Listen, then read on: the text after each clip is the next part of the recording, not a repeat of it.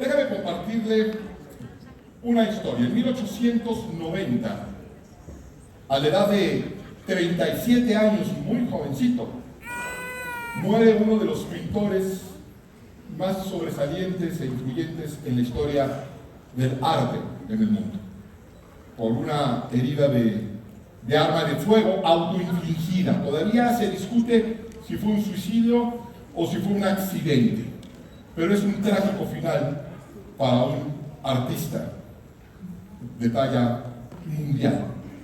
Fue Vincent Van Gogh. Lo que es aún más triste es que para el momento en el que él muere, jovencito, 37 años, él no era el artista que todos conocemos. Era un perfecto desconocido. De hecho, a lo largo de su corta vida, nunca logró vender un solo cuadro. Él nunca vendió un cuadro, nunca le quisieron comprar un cuadro. 6 años después de su muerte se vende su primer cuadro. Su hermano vende el primer cuadro en el equivalente actual de unos $50. ¿Se imagina usted eso?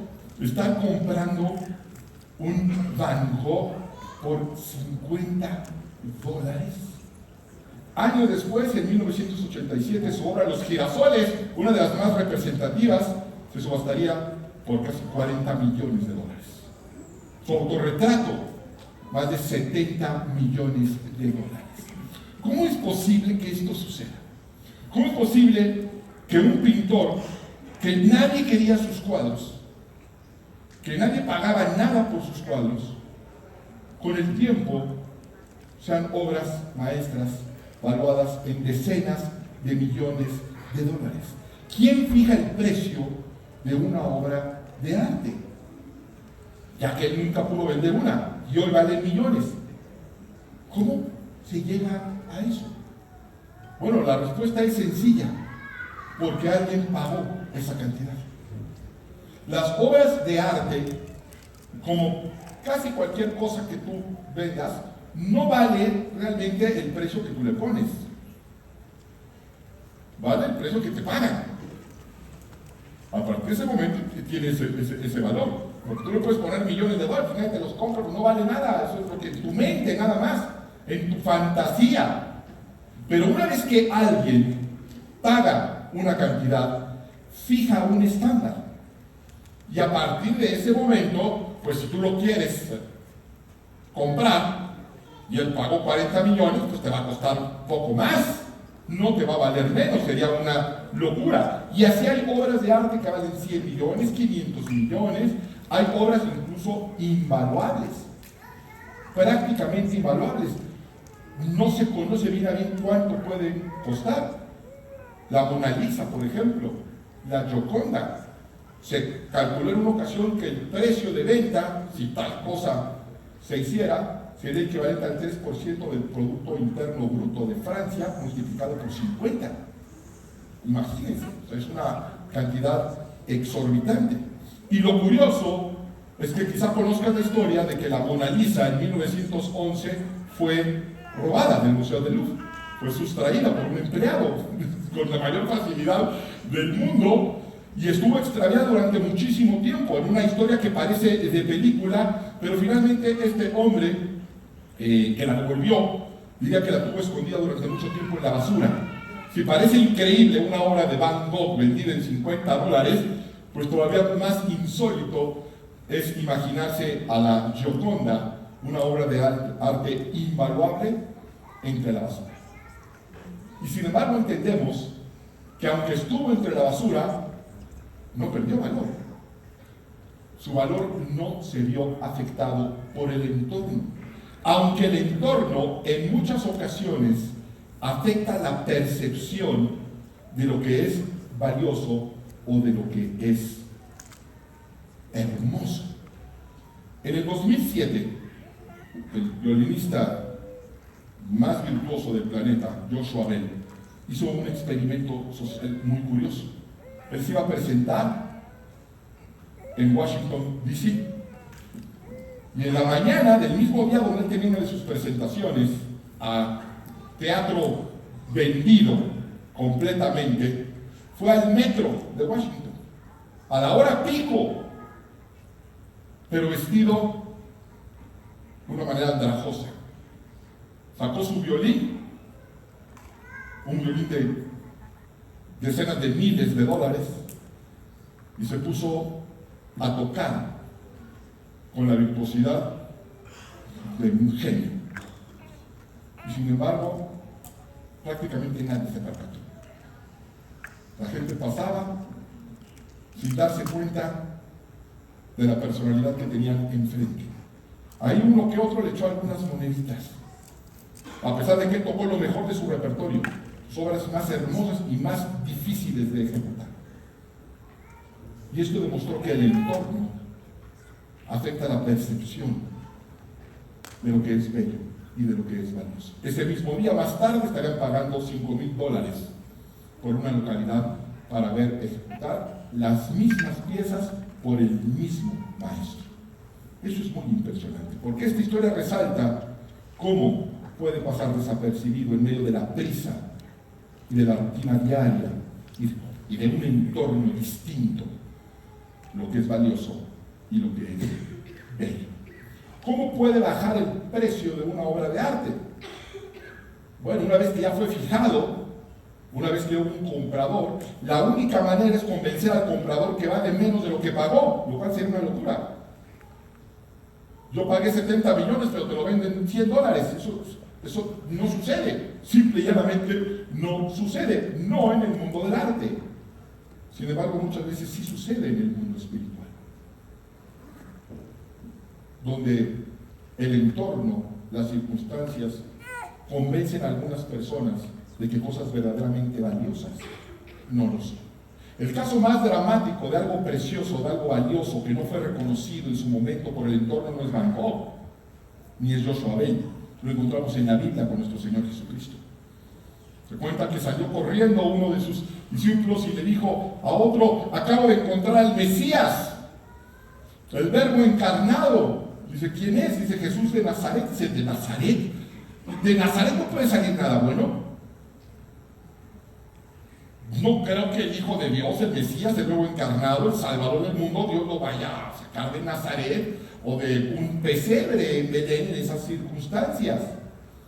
Y sin embargo, era la obra más preciosa, el hacedor de milagros, Dios entre nosotros, y no fue reconocido por un entorno equivocado. Y lo mismo puede estar sucediendo entre nosotros. Quizá tú eres producto de un hogar disfuncional, de un entorno que no es el mejor de los entornos para hablar de alguien que tiene posibilidades de lograr cosas relevantes en esta vida. Quizá vienes de una familia violenta, quizá vienes de una familia marcada por el alcoholismo. Y la pregunta es: ¿cuánto vales? ¿Te has preguntado realmente cuánto vales? En una ocasión, hablando con una psicoterapeuta, coincidimos en que el ingrediente más importante que debemos de dejar en nuestros hijos es una alta autoestima. Porque una persona, un niño que no tiene autoestima, un niño que se percibe sin valor, ¿cómo va a poder enfrentar la vida? ¿Cómo va a poder enfrentar las dificultades si no tiene valor? Si en su cabeza él no puede, si no se merece cosas buenas, todo lo contrario, se merece cosas malas, porque nació en el entorno equivocado, porque es tonto, porque es feo, porque es pobre. Así que la herramienta número uno es la autoestima. Sin autoestima vamos a tener graves dificultades para lograr dar pasos hacia adelante. Y esa es la razón por la cual el diablo está empeñado en engañarnos, en hacernos creer que valemos menos de lo que realmente valemos. Nos ha atacado, nos ha golpeado, nos ha hablado, incluso de forma generacional, para hacernos creer que valemos menos. Y cuando nosotros creemos esa mentira, que no tenemos valor, porque nos lo han repetido una y otra vez de muchísimas maneras. Y de maneras tan sutiles como decirnos que el planeta Tierra es un puntito diminuto en medio de un vasto universo donde no somos más que una motita de polvo. O decirnos que venimos del mono. O sea, ¿cómo vas a comportarte si eres del chango? Pues como chango. Pues como chango, esa es la única lógica. Si vengo del chango, si vengo de una bestia, pues me voy a comportar como bestia. Si vengo de un entorno violento, donde constantemente me dijeron que era tonto, que era incapaz, que era inútil, lo creo, en eso me voy a convertir. La Escritura dice, porque tal como el hombre piensa en su corazón, tal es él. En eso te conviertes. Y cuando tú crees que vales menos, vas a empezar a intercambiar por cosas de poco valor todo lo que emane de ti. Vas a empezar a intercambiar tu integridad. Vas a empezar a malvender tu dignidad. Vas a empeñar tu destino porque caíste en el engaño del enemigo. Vas a empezar a cambiar cosas valiosas por cuencas de vidrio. Hay cosas valiosas para Dios. El matrimonio, por ejemplo. El matrimonio es algo valioso para Dios. Hubo una época donde luchar por un matrimonio era la única opción honorable. El otro día fuimos a un restaurante a comer y se acercó el mesero y nos dijo, ¿qué celebran hoy? ¿Cumpleaños? ¿Divorcio? Ahora se celebran los divorcios. Hubo una época, y no fue hace mucho, donde un divorcio era una vergüenza social. Donde una gente hacía todo lo posible por no divorciarse para que el matrimonio fuera reestructurado. Ahora ya se celebra. Bueno, ahora ya ni se casan. ¿Ya para qué se casa la gente? Por cierto, nuestro tecladista Héctor se casó el día de ayer. Héctor, no te hagas, no te hagas. Apenas tenemos un día de casado. ¿Dónde está Héctor? Que se ponga de pie.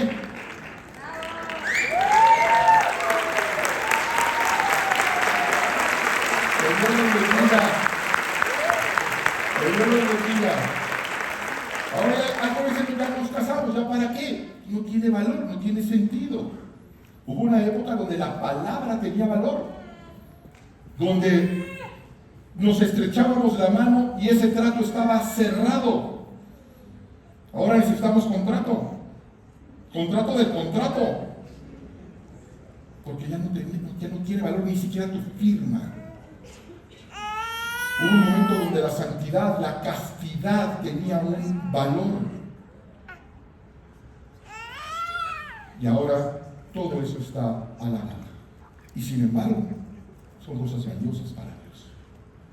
¿Cuánto vales? ¿Te has preguntado cuánto vales? Porque yo sé cuánto valgo. Se dice por ahí que todos tenemos un precio. De niño seguramente jugaba mucho eso en la primaria, no sé por qué. ¿Por cuánto dinero llegabas un trago a ese charco? ¿O por cuánto dinero matabas a tu hermano? Sí, panoramas muy surrealistas, ¿no? Si te dan $1 millón, ¿te cortabas un dedo? Cosas de ese tipo. Finalmente, es verdad que todos tenemos un precio. Y si tú no conoces tu precio, puedes estar malbaratando tu vida. La Biblia nos lo deja saber con absoluta claridad. Nosotros valemos la sangre de Cristo. Valemos la sangre de Cristo. Y perder fe en eso es perder fe en Dios.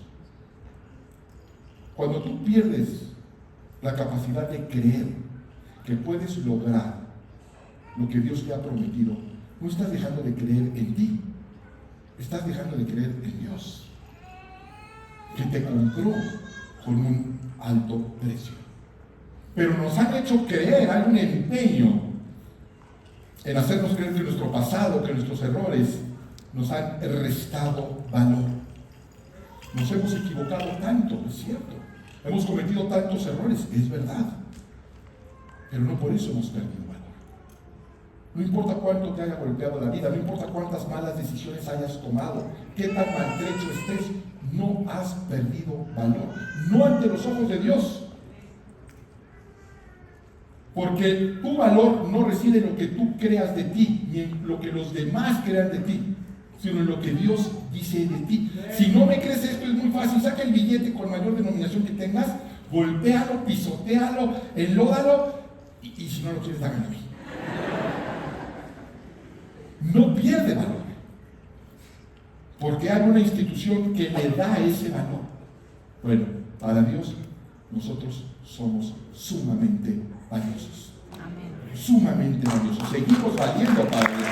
Dale un aplauso al Señor. Debemos de empezar a asumir el valor que tenemos.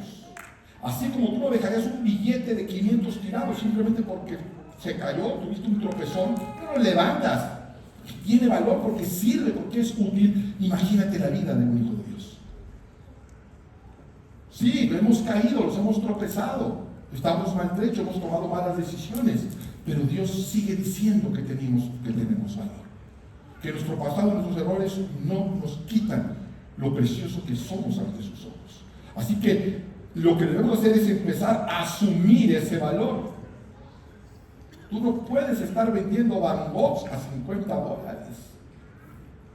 Estás en una relación abusiva, sal de ella. Estás en un círculo destructivo, pide ayuda, pero tienes que salir de ahí y asumir la posición que tienes. Eres un hijo de Dios, eres una hija de Dios. Debes tomar el lugar que te corresponde. Escucha lo que Dios dice de ti. Vamos a Isaías capítulo 43. Yo no sé qué te hayan dicho a tu alrededor las personas. No sé qué te ha hecho incluso quizá tu padre o tu madre, quizá te hayan usado los peores adjetivos para referirse a ti durante mucho tiempo, tanto tiempo que te creíste esa mentira. Lo que debe tener valor en nuestra vida no es lo que digan los demás. Lo único valioso es lo que opine Dios de ti. Es lo único valioso. Es lo único importante. ¿Por qué? Porque la opinión de los demás no tiene ningún impacto realmente en mi vida. Yo no me voy a convertir en un idiota porque tú pienses que estoy idiota. Yo no me voy a enfermar porque tú pienses que estoy enfermo. La única opinión importante es la opinión de Dios. ¿Por qué? Porque si Dios cierra una puerta, no hay quien la pueda abrir. Y si Dios abre una puerta, no hay quien la pueda cerrar. Así que la única opinión importante es la opinión de Dios. ¿Qué opina Dios de ti? Isaías 43:4. A cambio de ti, dice el Señor, entregaré hombres. A cambio de tu vida entregaré pueblos, porque te amo y eres ante mis ojos precioso y digno de honra. Esa es la forma en la que Dios se expresa de su pueblo. Dice, eres precioso ante mis ojos. Eres precioso y digno de honra. ¿Por qué? ¿Por nuestros méritos? No, por su gracia. Somos preciosos y dignos de honra ante los ojos de Dios. Y si eres precioso y digno de honra ante los ojos de Dios, ¿por qué permites que te traten como basura? ¿Por qué vivimos de una manera indigna? Porque nos hemos dejado engañar. Porque de alguna manera creemos que lo merecemos. Primera de Pedro capítulo 1 verso 3 en adelante dice, por eso dispónganse para actuar ¿con qué dice? Con inteligencia. ¿Cuánta gente no hay por ahí creyendo que no son inteligentes? Muchos niños que lo han creído. Que lo han creído. Hay una historia verdadera donde a un niño el maestro saliendo de la escuela le dice, entrega esta carta a tu mamá, quizás la has escuchado, es real. Y este niño llega con su mamá y le entrega la carta, el profesor te manda esta carta, la madre la mente y la rompe. Y le dice, ¿qué decía la carta, mamá? Bueno, la carta decía que ya no te pueden enseñar más porque eres muy inteligente. Eres tan inteligente que ya rebasaste a todos tus compañeros. Y entonces estás ya atrasando al grupo. Que necesitas una escuela y un maestro mucho más avanzado. Así que bueno, creo que vamos a empezar a tomar clases en casa, porque no encuentro un maestro que esté de acuerdo a tu capacidad. ese niño se va a convertir en Alexander Graham Bell. Y lo que la carta realmente decía es que el niño era muy idiota y que estaba atrasando al grupo, pero por bruto. Pero no fue lo que la madre le dijo. La madre no le dijo eso. Le dijo justo lo contrario, y el niño lo creyó y se convirtió en uno de los más grandes inventores de la historia. Por eso, dispónganse para actuar con inteligencia. Quizá tú has creído que no eres inteligente. Bueno, ahí lo primero que tendríamos que hacer sería obviar que quien te hizo fue Dios. Dios te formó, dice la Escritura. Y tú estarías diciendo que Dios te hizo tonto. Bueno, vamos a obviar eso. La Escritura dice que si alguien es falto de sabiduría, se la pida a Dios. Y que Dios no se lo niega a nadie. A ninguno de sus hijos le va a negar sabiduría. Así dice la Biblia textualmente: si alguno es falto de sabiduría, si alguno es falto de entendimiento, pídasela a Dios. Y Dios, que es bueno, se la va a prodigar. Así que en otras palabras, si es usted menso, es menso porque quiere. Por puro gusto. Porque la Biblia promete que si le pedimos a Dios sabiduría, Dios nos la va a dar. Nos ha dado las herramientas. El libro de Proverbios dice que Dios lo inspiró para que adquiriéramos sabiduría, ciencia e inteligencia, para entender proverbio y parábola. Dice: léalo el sabio y será más sabio, léalo el simple, que es un eufemismo para decir el menso, y se le va a quitar. Así que son todas las promesas que tenemos de parte de Dios. Y por eso dice Pedro, que era un pescador de Galilea del primer siglo, y se convirtió en uno de los más grandes teólogos de la historia. Se estudia hoy en las universidades de teología de todo el mundo las maravillas que Dios le reveló al apóstol Pedro. ¿Cómo es posible que eso haya salido de un humilde pescador de Galilea? Bueno, porque él entendió el valor que tenía para Dios y tomó la posición que tenía como hijo de Dios. Y Él nos dice ahora: por eso dispónganse para actuar con inteligencia, tengan dominio propio, pongan su esperanza completamente en la gracia que se les dará cuando se revele Jesucristo. Pongan su confianza completa, enteramente en la gracia que Dios te va a dar. Ay, que ya no voy a pedir trabajo porque no me lo dan, porque estoy muy feo y porque no estudié y no terminé. Confía completamente en la gracia que Dios te va a dar en el momento justo. Pero actúa como un hijo de Dios, no comprometas tus valores, no vendas tu dignidad. Actúa como un hijo de Dios. Efesios 2 dice: porque somos hechura suya, creados en Cristo Jesús para buenas obras, las cuales Dios dispuso de antemano para que anduviésemos en ella. Usted pórtese como un hijo de Dios, pórtese como una hija de Dios, y le va a ir como a un hijo de Dios, le va a ir como a una hija de Dios. Pórtese como un hijo del mundo, pórtese como una hija del mundo, y le va a ir como le va a los hijos del mundo. Nosotros estamos llamados a vivir en otro estándar. Pongan su esperanza completamente en la gracia que se les dará cuando se revele Jesucristo. Como hijos obedientes, no se amolden a los malos deseos que tenían antes, cuando vivían en la ignorancia de que somos hechos hijos de Dios, somos obra de Dios. Más bien, sean ustedes santos en todo lo que hagan, como también es santo quien los llamó. Pues está escrito: sean santos porque yo soy santo. Ya que invocan como Padre al que juzga con imparcialidad las obras de cada uno, vivan con temor reverente mientras sean peregrinos en este mundo. Como bien saben, ustedes fueron rescatados. Fíjate, como bien saben, hay gente que no lo sabe bien. Por eso debemos estar reuniendo hoy, para asegurarse que lo sepas. Como bien sabes, fuimos rescatados. ¿Sabes qué quiere decir rescatados? Fuimos comprados.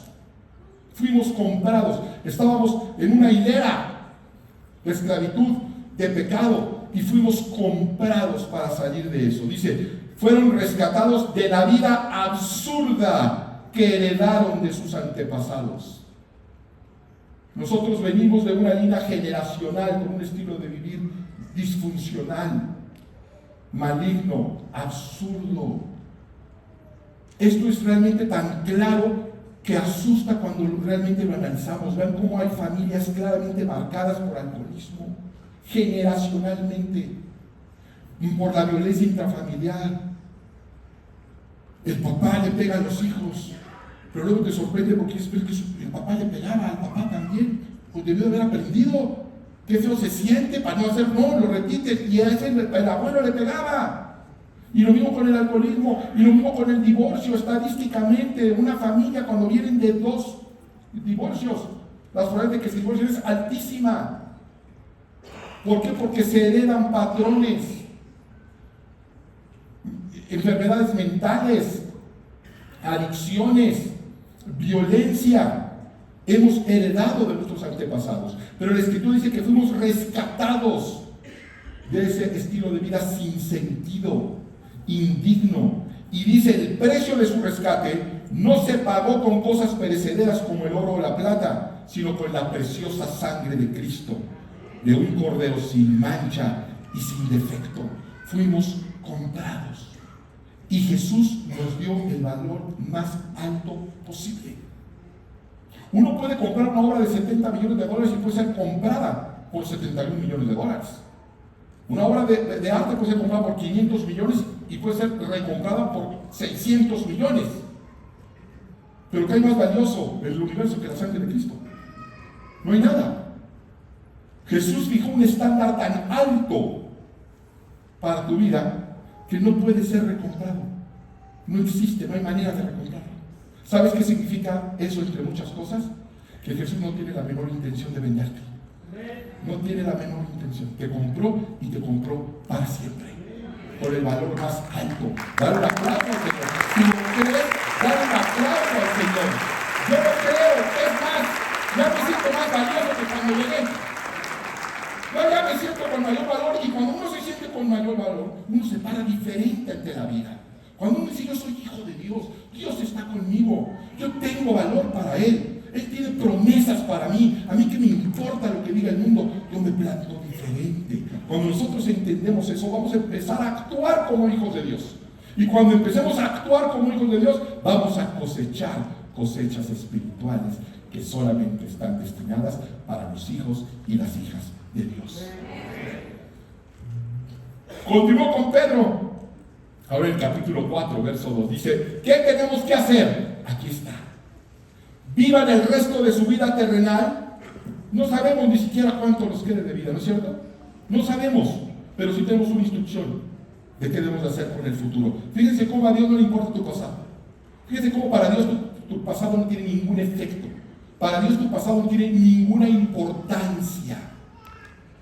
Tampoco la debe de tener para ti.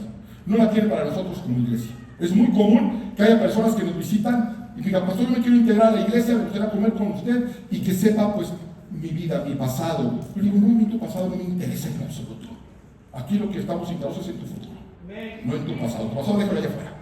Ya llegó aquí, de aquí nos vamos a ver qué vamos a encontrar en el futuro glorioso en Cristo. A nadie le interesa tu pasado, más que al diablo. A ese sí le interesa. ¿Sabes por qué? Porque es lo único que tiene en tu contra. Es lo único que puede usar en tu contra, tu pasado. Por eso cuando el diablo te recuerde tu pasado, tú recordarás su futuro. Tú recordarás su futuro. Dice Pedro, vivan el resto de su vida terrenal no satisfaciendo sus pasiones humanas, sino cumpliendo la voluntad de Dios. Pues ya basta con el tiempo que han desperdiciado haciendo lo que agrada a los incrédulos. Dice Pedro, ya basta. Hay otra versión que dice, ya estuvo suave, ya estuvo bueno. Ya fue mucho el tiempo que han desperdiciado haciendo lo que agrada a los incrédulos, entregados al desenfreno, a las pasiones, a las borracheras, a las orgías, a las parrandas y a las idolatrías abominables. A ellos les parece extraño que ustedes ya no corran con ellos en ese mismo desbordamiento de inmoralidad y por eso los insultan. Ya basta. Tenemos valor ante Dios. Tome la posición que le corresponde. Usted es precioso ante los ojos de Dios. Es como un diamante. El valor de un diamante reside no solamente en su pureza o en su color o en la manera en la que fue cortado, Realmente los diamantes son tan valiosos porque son muy escasos. Ya como los trabajen, eso es otra cosa, que añadirá o restará valor. Pero el verdadero valor de un diamante es porque son muy escasos. Porque en realidad un diamante no es más que un carbón. Los carbones son uno de los materiales más abundantes en el planeta Tierra. Pero fueron sometidos a un proceso, a una presión, a una temperatura, y surge una joya muy escasa y por lo mismo sumamente valiosa. Como escasa es la castidad, como escasa es la santidad, como escasos son hijos que respetan a sus padres, como escaso es un hombre fiel a su esposa, como escasa es una mujer sujeta a su marido, como escasos y cada vez más escasos hombres que se comportan como hombres. Y no nos hemos dado cuenta del engaño de Satanás,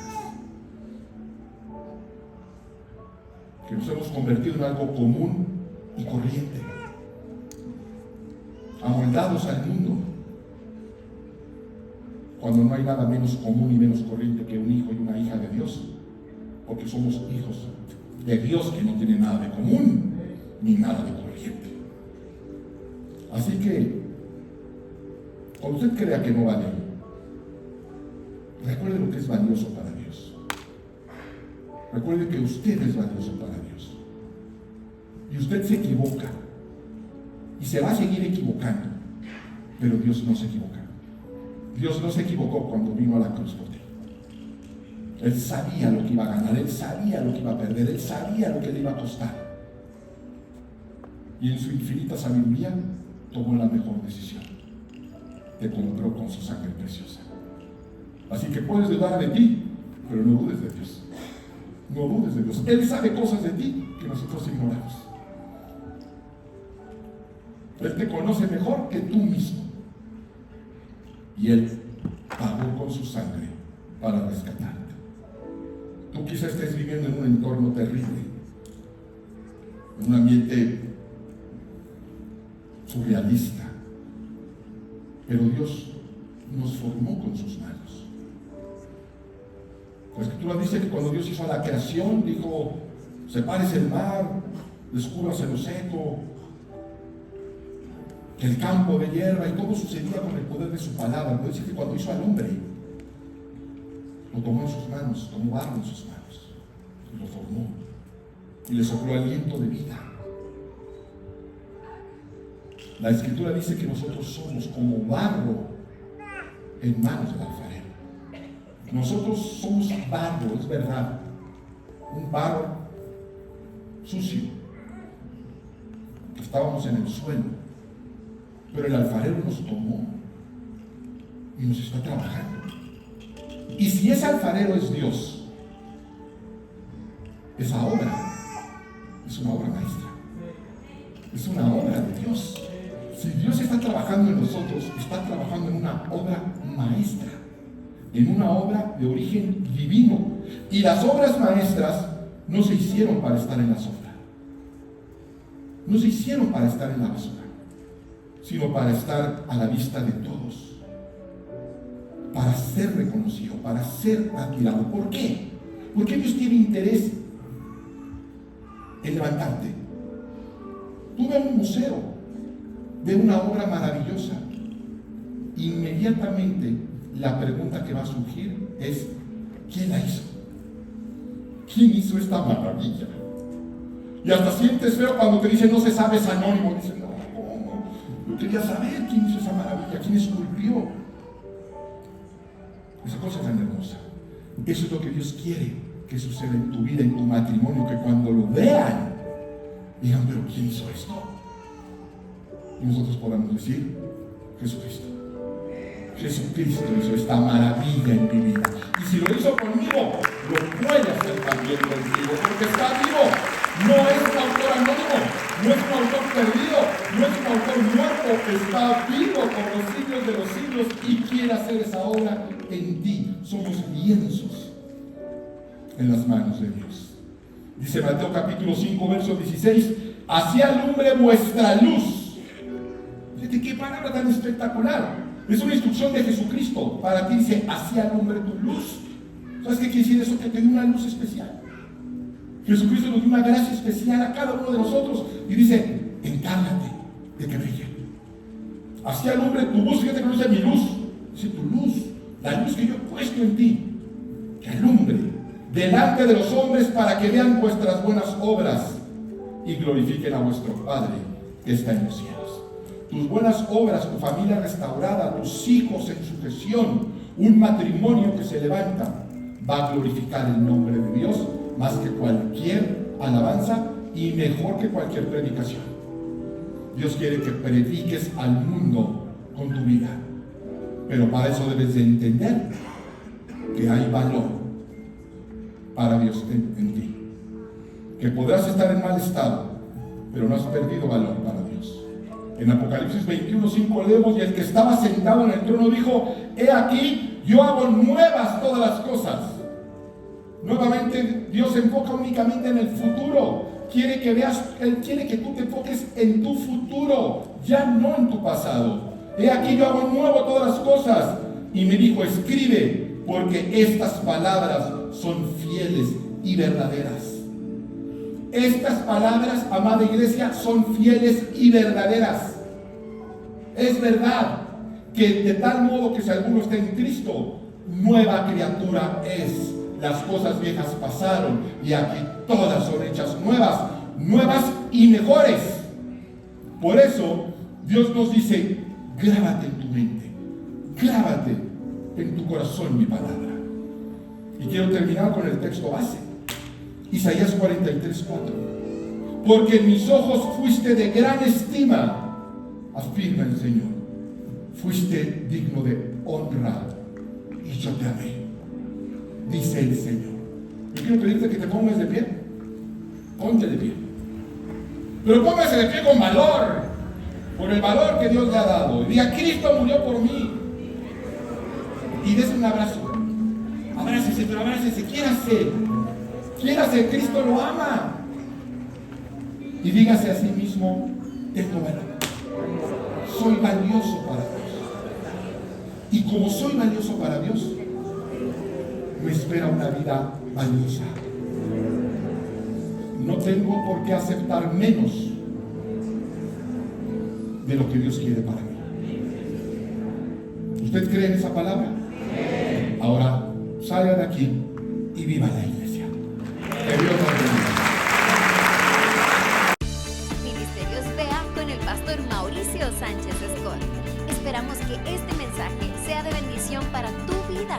Para conocer más, visita nuestro sitio en internet www.iglesiavea.com. Gracias por escucharnos.